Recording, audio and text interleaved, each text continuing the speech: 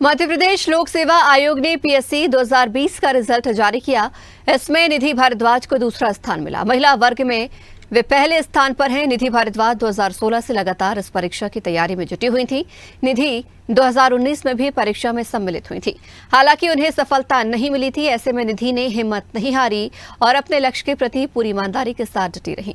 यही नतीजा रहा कि आज उन्हें इस परीक्षा में सफलता मिली है। निधि ने कहा कि वे अपनी सफलता का श्रेय अपने परिवार और खास तौर से अपनी बड़ी बहन और अभिभावकों को देना चाहेंगी। इन्हीं की गाइडेंस की वजह से उन्हें ये बड़ी कामयाबी मिली है। निधि को ये कामयाबी दूसरे प्रयास से मिली है। स्वदेश न्यूज से निधि भारद्वाज ने खास बातचीत की। मध्य प्रदेश लोक सेवा आयोग ने राज्य सेवा परीक्षा 2020 के फाइनल परीक्षा परिणाम जो भी है उसके रिजल्ट घोषित कर दिए हैं।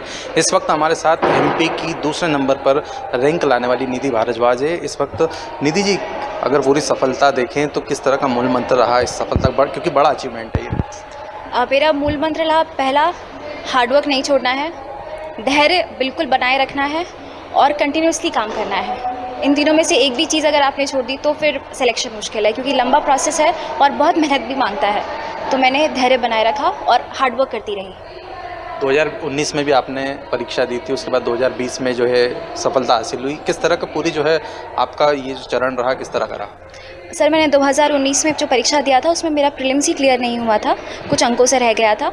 उसके बाद मुझे समझ में आया कि किस तरीके से पढ़ाई करनी चाहिए। फिर 2020 के अटैम्प्ट के पहले मैंने मेंस की तैयारी पहले करी और उसके बाद फिर मैंने प्री के लिए किया। तो एक जो स्ट्रक्चर्ड तरीके से पढ़ाई करनी चाहिए थी वो मैंने 20 के अटैम्प्ट के लिए किया और फिर मुझे उसमें चयन मिला। सफलता की बात की जाए तो किसको श्रेय देंगे, क्योंकि काफ़ी मेहनत भी लगी परिवारजनों को, और जो कोचिंग स्टाफ है उसको लेकर क्या कहेंगे? सर, सेल्फ मेहनत तो थी ही, बट उस सेल्फ मेहनत को सही डायरेक्शन में जो लगाने का गाइडेंस है वो हमको कोचिंग के माध्यम से मिला। मेरी बड़ी बहन भी इसी प्रोसेस में है तो उनसे मुझे बहुत सहयोग मिला है।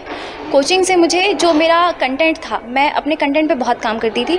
मैं हमेशा फर्स्ट हैंड कंटेंट पढ़ रही हूँ और उसको बार बार रिविज़न भी कर रही हूँ, लेकिन उसको लिखना कैसे है, प्रेजेंट कैसे करना है, उसको किस प्रकार से कंसाइज करना है, छोटा करना है, वो मुझे कोचिंग में समझ में आया। और यहाँ पर मुझे बहुत ही इंडिविजुअल फीडबैक भी प्रोवाइड किया गया कि आंसर राइटिंग कैसे करनी है या कितने शब्दों में उसको लिखना है, ये चीज़ एडिक्वेट नहीं आ रही है। तो जो एक्यूरेसी आनी चाहिए आंसर राइटिंग में वो मुझे यहाँ पर कोचिंग करके प्राप्त हुआ था। जो बच्चे एमपीपीएससी की तैयारी कर रहे हैं उनको किस तरह का संदेश देना चाहेंगे, क्योंकि काफ़ी मेहनत लगती है, तो उनको कोई खास मोटिवेशन स्पीच? बच्चों का मोटिवेशन, पहली बात तो मैं मानती हूँ कि सेल्फ मोटिवेशन सबसे ज़्यादा ज़रूरी है। आप जब इस परीक्षा में आ रहे हैं, तैयारी करने आ रहे हैं, तो आपका क्यों क्लियर होना चाहिए कि मैं ये क्यों करना चाहता हूँ। वो क्यों क्लियर है तो फिर आप आने वाली जो कठिनाइयाँ हैं उनको आप पार करके लेके चले जाएंगे।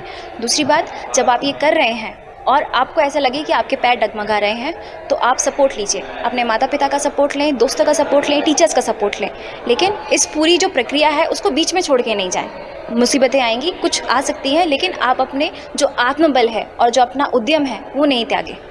आपके साथ भी 2019 में ऐसा हुआ था कि क्योंकि आप भी सफलता हासिल नहीं हुई थी, उसके बाद 2020 में सफलता हुई, तो कहीं ना कहीं कदम डगमगाए थे, उस किस तरह से मोटिवेट हुई आप? 2019 के बाद मुझे ये तो समझ में आ गया था कि एग्ज़ाम मैं कर सकती हूँ, जितना भी मार्जिन है और मैं नहीं कर पाई हूँ तो करने की शक्ति है। और बाकी जो पहले वाले टॉपर्स थे, संस्थान में मेंटर्स थे, उन्होंने बताया कि कुछ बहुत डिफरेंस नहीं होता है जो रैंक लाता है उसमें और जो नहीं कर पाता है। डिफरेंस बस ये है कि आप कंसिस्टेंटली नहीं कर पा रहे हैं। फिर ऐसे समय में मैंने अपने माता पिता का सपोर्ट लिया, अपने पीयर ग्रुप का सपोर्ट लिया और फिर से एक बार तैयारी शुरू करी। और इस बार हर एक कदम पर उसको वेरीफाई करते हुए चल रही थी। मतलब कोई भी ऐसा दिशा में नहीं गई मैं जिसमें मुझे ज़्यादा समय लगे या मैं भटक जाऊं। तो मैं प्रॉपर्ली चेक करते हुए, वेरीफाई करते हुए आगे बढ़ी तो फिर सफलता मिल गई। निधि जी, आपको स्वदेश टीम की तरफ से आगे जो भविष्य है उसकी भी बहुत बहुत शुभकामनाएं। बहुत बहुत धन्यवाद हमारे साथ बातचीत के लिए। तो ये थी हमारे साथ निधि भारद्वाज, जिन्होंने कुछ अपने पर्सनल जो है एक्सपीरियंस को यहाँ पर हमारे साथ साझा किया। कैमरा पर्सन अर्पित शाह के साथ मैं अशरफ मंसूरी, स्वदेश न्यूज़ इंदौर।